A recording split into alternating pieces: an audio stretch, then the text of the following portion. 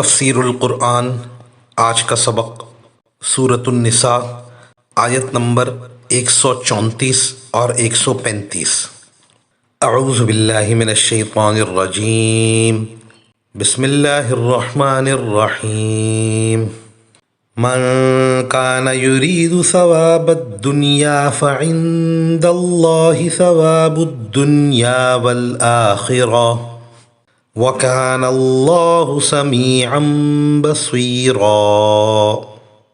يَا أَيُّهَا الَّذِينَ آمَنُوا كُونُوا قَوَّامِينَ بِالْقِسْطِ شُهَدَاءَ لِلَّهِ وَلَوْ عَلَىٰ أَنفُسِكُمْ أَوِ الْوَالِدَيْنِ وَالْأَقْرَبِينَ إِن يَكُنْ غَنِيًّا أَوْ فَقِيرًا فَاللَّهُ أَوْلَىٰ بِهِمَا فَلَا تَتَّبِعُوا الْهَوَىٰ أَن تَعْدِلُوا وَإِن تَلْوُوا أَوْ تُعْرِضُوا فَإِنَّ اللَّهَ كَانَ بِمَا تَعْمَلُونَ خَبِيرًا۔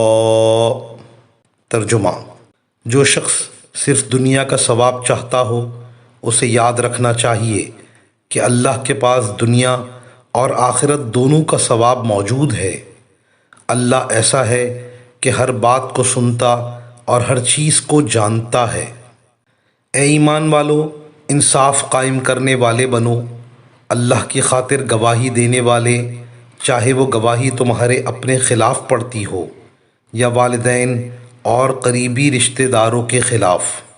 وہ شخص جس کے خلاف گواہی دینے کا حکم دیا جا رہا ہے، چاہے امیر ہو یا غریب، اللہ دونوں قسم کے لوگوں کا تم سے زیادہ خیر خواہ ہے۔ لہٰذا ایسی نفسانی خواہش کے پیچھے نہ چلنا جو تمہیں انصاف کرنے سے روکتی ہو، اور اگر تم توڑ مروڑ کرو گے یعنی غلط گواہی دو گے یا سچی گواہی دینے سے پہلو بچاؤ گے تو یاد رکھنا کہ اللہ تمہارے تمام کاموں سے پوری طرح باخبر ہے۔ ان آیات میں سب سے پہلے فرمایا کہ جو شخص دنیا کے ثواب کا ارادہ کرتا ہے اسے دنیا کا طالب ہو کر آخرت کا ثواب نہیں کھونا چاہیے۔ اللہ سے آخرت کا ثواب مانگے اور اس کی آرزو بھی رکھے۔ جو شخص دنیا کا طالب ہے اسے بتا دو کہ اللہ کے پاس دونوں جہانوں کا ثواب ہے۔ اشرف ترین چیز یعنی ثواب آخرت کا طالب ہونا چاہیے۔ مزید فرمایا اصل چیز انصاف ہے، وہی مطلوب ہے۔ کسی کی بھی طرفداری کرنے سے انصاف باقی نہیں رہتا۔ انصاف کرنے کے جو اصول ہیں یعنی گواہی اور قسم، اسی کے مطابق معاملے کے فیصلے کیے جائیں، البتہ گواہ سچے ہوں۔ اسی لیے جہاں یہ حکم دیا کہ انصاف پر قائم رہو، وہاں یہ بھی حکم دیا کہ اللہ کے لیے گواہی دینے والے بنو۔ گواہ بھی جھوٹی گواہی نہ دیں اور کسی کی طرفداری نہ کریں، حق کو خوب اچھی طرح واضح کریں۔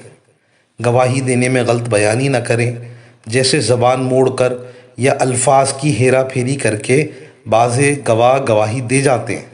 اس میں ظالم کی طرفداری ہوتی ہے یا حق واضح نہ ہونے سے حاکم فیصلہ دینے سے عاجز رہ جاتا ہے، جس سے مظلوم کا حق مارا جاتا ہے۔ اور گواہی دینے سے اعراض بھی نہ کرے، کیونکہ جہاں کسی کا حق مارا جاتا ہو وہاں حق گواہی دینا واجب ہے۔ اس واجب کی خلاف ورزی گناہ ہے۔ مزید ارشاد فرمایا کہ اللہ کے لیے گواہی دو، اور گواہی میں یہ نہ دیکھو کہ یہ کس کے خلاف جائے گی۔ اگر حق کی گواہی تمہاری اپنی جانوں کے خلاف ہو یا تمہارے والدین کے خلاف ہو یا رشتہ داروں کے خلاف ہو تب بھی صحیح اور حق گواہی دو۔ اگر تمہارا یا تمہارے عزیزوں کا کچھ نقصان ہوگا تو حقیر دنیا کا نقصان ہوگا۔ حق قائم کرنے اور حق دلانے کے سامنے حقیر دنیا کے نقصان کی کوئی حیثیت نہیں۔ وآخر دعوانا ان الحمد للہ رب العالمین۔